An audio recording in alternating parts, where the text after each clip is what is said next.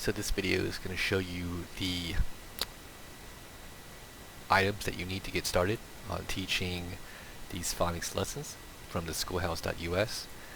Now, first, and this is just how I do it, you'll need two items. First, Active Inspire, which is this software right here that you're seeing. Just Google it and you can download it for free.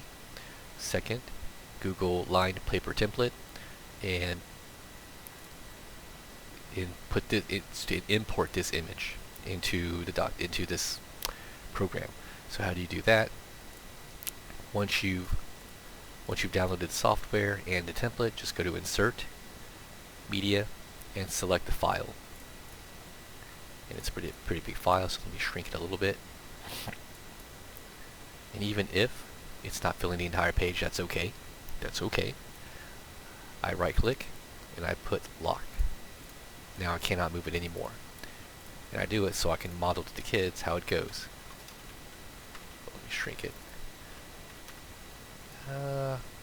You get the idea of what I'm doing. Now, the problem with using the Arial font is this is the capital I, but some kids will literally do this without the two horizontal bars. So I want to select a font that does the I correct, the capital I correctly. Okay, getting a little bit better. Nope. Where's the I? I guess, okay.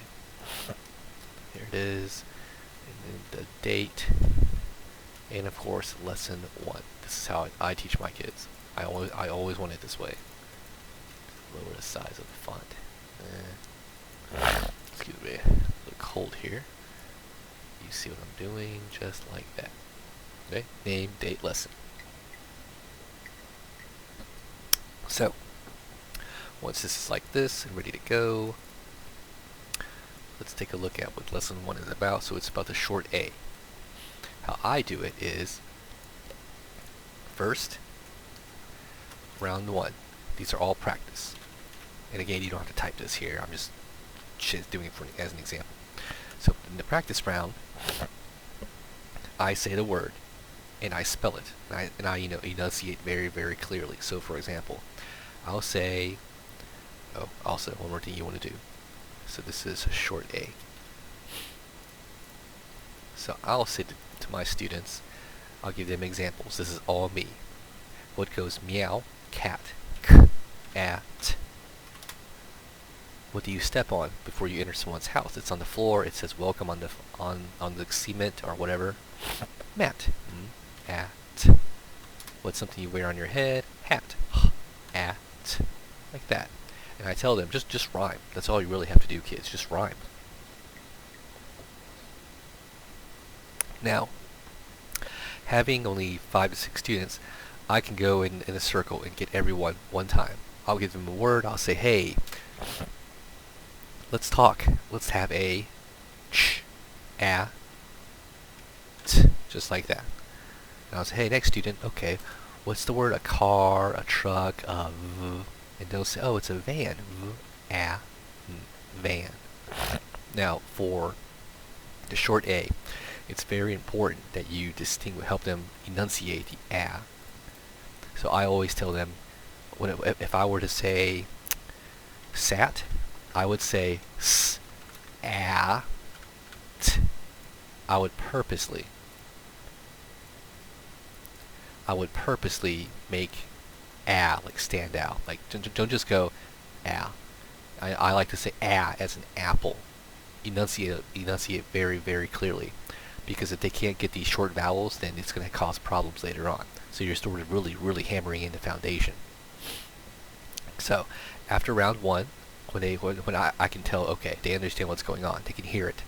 Then in round 2 is real, 4 points, and I do it for dojos.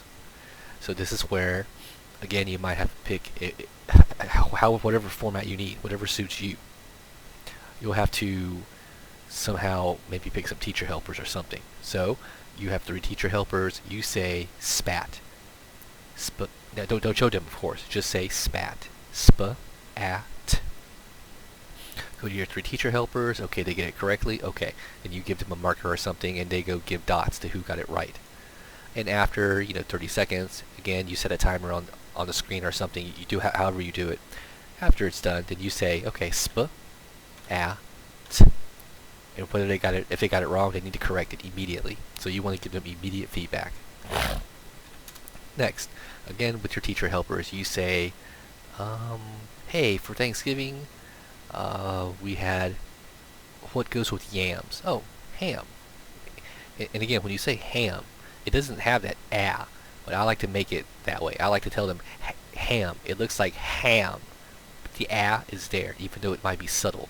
So again, teacher helpers, okay, they get it right. Okay, after 30 seconds, okay, class, ah, ham. You don't. They might. The ah might not be that strong, but it's there. And so round one, okay, round two, and for everyone they get correct, your teacher helpers give them a dot, and then a dot is worth dojo, and then whatever you want, however you want to do it. So that's how I do it. Round one is always practice. It's all me. Maybe I do. Everyone answers one time, if there's a huge enough list. And then we do round two, which is just a single words. And then I also like to do this for round three. Ooh, there it is.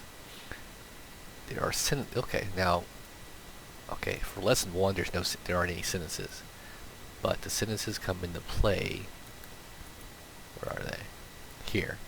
So this is where I'll look at a sentence and I'll say, okay, this time I'm going to give y'all a sentence, and you fill in the missing words. For example, so this is the woo, okay, WH, woo. So I'll say, round three, sentences.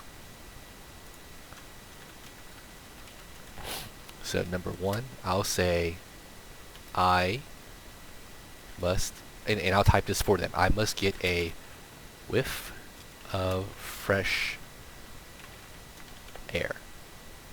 And you tell them whiff right here.